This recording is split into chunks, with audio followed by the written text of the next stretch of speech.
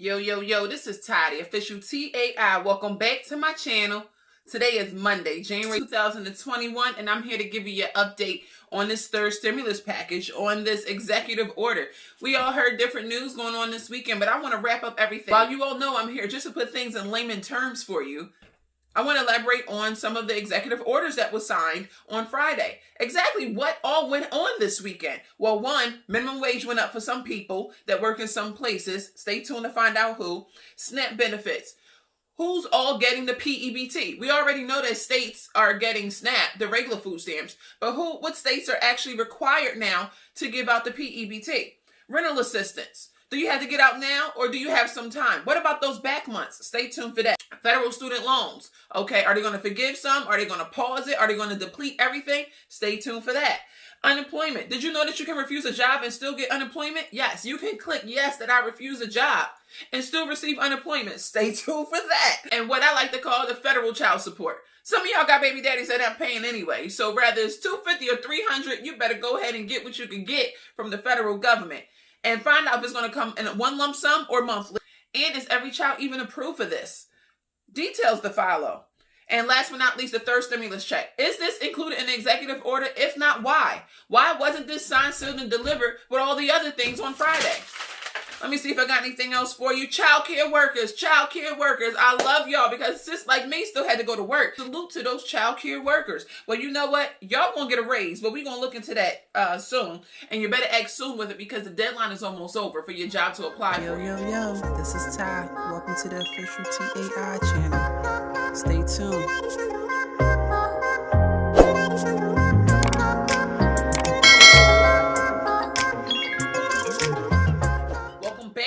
Channel. I just want to start off by saying, boom, guess who stepped in the room? The Democrats. Yes, the Democrats.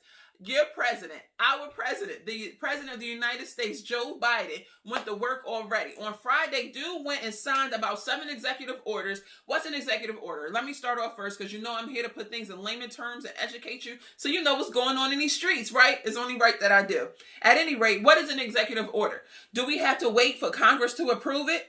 Well, let me tell you, an executive order is a decision that the president can make without the approval of anyone. He can debo, he can trump the situation, literally. However, Congress can override it, and then he can veto, and then they can go back and forth. But ultimately, the president takes Trump with all of this, okay?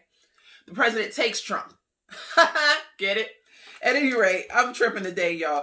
I do want to put out there that Bernie Sanders, and I quote, says, if the Republicans would like to work with us, we sure welcome them. But their support is not necessary. Like I said, just like when the executive order, it's not necessary. And then boom, the minimum wage has been increased to $15 an hour for all federal employees. And they about to start getting sick pay, I believe, as well. So benefits plus $15 is the base rate now, is the minimum wage for all federal employees. So somebody that's hired as a lawnskeeper, a groundskeeper to cut the grass and mow the lawns, if you're getting paid that 7-something an hour, that was the minimum wage for working for the federal government, or a contract, for the federal government, well, now you're getting $15 an hour. And kudos to you for putting yourself out there for us. Be nice, kinda, sorta, not all the way, but kinda, sorta, if that can be expanded for a lot more places other than just federal. But we're going to start with there for now. So yes, the average man that is just mowing the lawn, or the average person that's cleaning the toilets inside of the White House, let's say, if you're a contracted federal employee, guess what? You're going to be getting at least $15 an hour effective immediately. Because remember, the executive order is the executive order. So effective immediately. We don't need nobody's approval. None of that. It's a bill done, signed, and delivered. Let's move on. SNAP. What states are getting PEBT?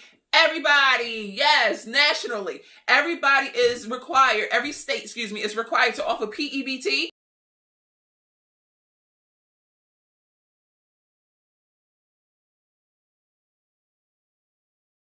Every state has to now participate in the PEBT. Literally, every state. They can't just pick and choose. So if you had a child that was getting free or reduced lunch, or if you feel as though that you are eligible for free and reduced lunch, contact your local county assistance office or your school itself and see if there's some things you can do to help them get you onto that next level. Now, if your child was already receiving the, free, reduced lunch and breakfast, boom, you're automatically going to get it, whether you are currently receiving food stamps or not. If you were not currently receiving food stamps, you could still be eligible for this. Don't knock yourself out. Does your kid get free lunch? Does your kid get free breakfast or reduced? you're going to get this card in the mail, okay? As long as pretty much it's about a little bit over $5 a day. And what it equates to is to make sure that while the children are not in school, that they're still getting the funds, that you're still receiving the funds so that way they can eat. Because unfortunately, there's still kids that are missing meals since school's not in session. What else we got going on? I'm all excited for y'all. Yeah, so in addition to the SNAP, of course, we already know it's going to be a 15% increase for everybody across the board for the U.S. that's already getting food stamps, that's already getting SNAP.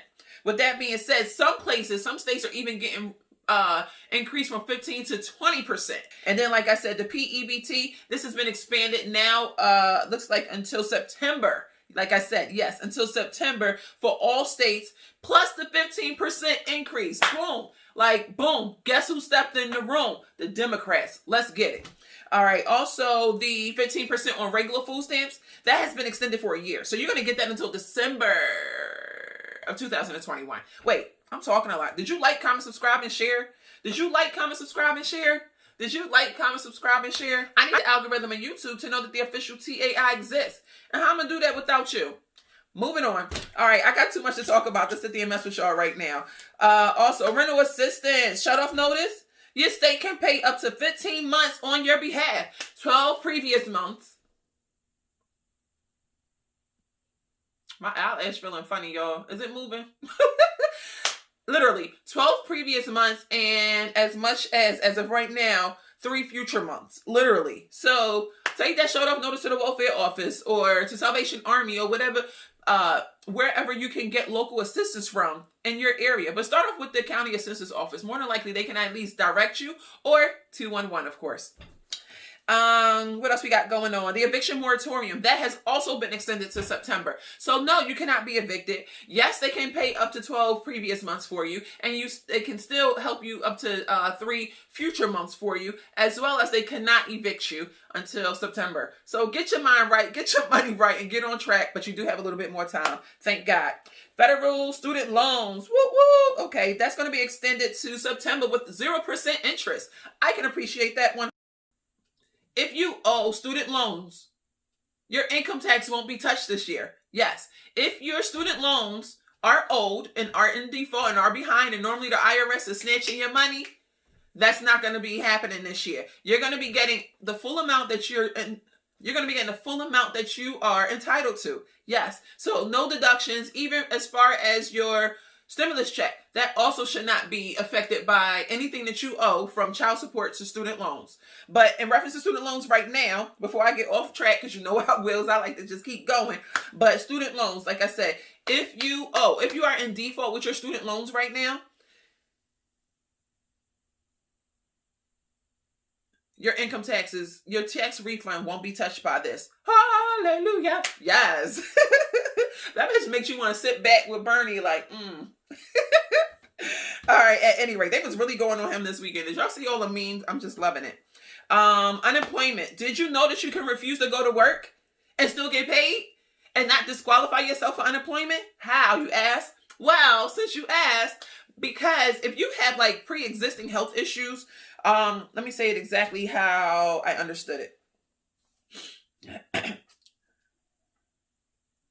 If you or your spouse, has existing medical conditions, that's what we're going to call it, existing medical conditions, and you have to choose between going to work or your health, well, guess what, boo-boo? You don't have to take that job. You can refuse that job, and you no longer have to work at that job if it is affecting your health. The federal child support, you know me, I like to call it federal child support. Half of us not getting child support from the baby daddies anyway. So come on, Uncle. What is it, Uncle Tom? Uncle, I don't know. What's the IRS called? Anyway. And federal child support. Yes, that's what I like to call it, federal child support. So the government is going to pay you for your child, basically. They're going to make sure that your child, I'm seeing little stuff flying around. Yes, they're going to make sure that your child is well taken care of. Supposedly right now it's supposed to be monthly, and it's going to be in the amount of $300 if your child is 5 and under, or $250 if your child is 6 and over. What? That's more than child support. That's more than what these guys are out here willing to pay. And then they try to deduct that from stuff too. But I'm not going to get into that. You know, that's another, maybe that's a weekend story time or something for y'all. But anyway, But anyway, I do have a question. Would you prefer that to be monthly, or would you prefer that to be one lump sum? Personally, give me my money. Give me my shmoney. I want all mine up front. I don't know what's going to happen next week or the day after. And I want to make sure that I can, handle things on my own. Or give it to us maybe a chunk for 6 months and then another chunk in another 6 months. Because some people do spend frivolously. And we will be honest about that. However, nonetheless, whatever you want to say, we still getting this money. Let's get it. I appreciate it. Federal child support. Boom. Let's go. And then last but not least, the third stimulus checks. The voters in Georgia are pissed. They feel betrayed. Yes, they were promised, if you vote for me, Joe Biden, I will give you $2,000. And guess what? We're getting $1,400. It is not written yet. It is not signed, sealed, and delivered yet. However, when it comes, they're going to do like a rapid disbursement. So once it is signed, delivered, and becomes a bill, I think we'll get it within 48 hours. We don't know when. We don't know how long from now. However, it is coming, needless to say. But all of us want to know, so this $1,400 thing is not a bill. It wasn't a part of the executive order. Why wasn't this a part of the executive order? Give me my $1,400. I know I may have just gotten $600. I know I may have just gotten whatever. However, I want my money. Give me my money. Like I said, stimulus checks, or this $1,400 difference of the $2,000 that's supposed to be given to us is not a bill. Why wasn't it just put into the executive order? You asked. Well, since you asked so nicely, let me explain to you. It was not put in the executive order because you cannot touch money from the Treasury in an executive order. Like, that literally has to become a proposal, a bill, and then law. Okay, that's not something you could just say, boom, that's what I want to do and hit the galley. Some things the president can do and some things the president can't do. And that's because that just deals with budgets and things like that. So no, you cannot touch anything from the U.S. Treasury. You cannot do money, like disperse cash to the United States citizens, residents, whatever you want to say it. You cannot take money from the Treasury. Executive orders can't take from the Treasury, literally. You cannot do that to say, I feel like giving the world $1 million each. No. Money, you usually got to have, more than one hand in the pot. Just like at church, there's a treasury board. There's usually more than one person that is in charge of that treasury, that is in charge of the offerings and the money when they go to count it at the end of service. Okay, there's always one main person, but there's always someone next to them or behind them or beside them when it's time to make decisions on dispersing money or to use money. Usually, any company, you need approval from more than one person to disperse money. So boom, there it is. You cannot touch anything from the U.S. Treasury in a executive order, because that's like, boom, right then and there. However, I do want to give you hope. There's a few other options for this $1,400. They talking about bipartisan. They talking about, obviously you couldn't do it in an executive order. They're talking about, what's another keyword I wanted to tell y'all about? The filibuster. They're talking about all these different things. But the one easy way that they can do it, it's just to get all of the Democrats on board, make a skinny bill, put something in there about COVID vaccinations and stuff like that as well, or, something towards the COVID funding, as well as the $1,400. That's more than likely what's probably going to happen is we're going to get a skinny bill. Remember, it can be a bill that's, going to be turned into shmoney to us, but it cannot be an executive order and say, boom, I just want to give these particular targeted people some money. No, it has to get approved. Things decent and in order, as my grandmommy would say. Last but not least, child care workers. I love y'all. Sis works. Okay. Thankfully, I was not affected by COVID-19 financially, I should say. And with that being said, I still had to go to work. I was considered an essential worker, and which is pretty cool. I am grateful. Don't get me wrong. However, those poor child care workers that was probably getting minimum wage. If you work at the YMCA, if you work at any child care place in the state of Pennsylvania, say something to your employer, because they have until February 12th to sign up for this and get you your $600. Yes, get you your $600. The only requirements is that your employer must apply on your behalf, and you must be working at least 20 hours a week and less than $70,000 a year. Well, duh. You're not the director of the daycare center, right? Okay. And even part-time employees, y'all probably work close to full-time hours anyway, especially during this pandemic. Oh my goodness. I truly appreciate y'all. So I had to jump out there and put that out there for y'all real quick. One last thing. Did you like, comment, subscribe, and share? Did you like, comment, subscribe, and share? Ho. I asked you a question. Did you like, comment, subscribe, and share? I need the algorithm on YouTube to know that the official TAI exists. And how can I do that without the help of you? So if you really was here for the long run and you stayed to the end of this video, say Ty was here for the long run. Literally, TAI.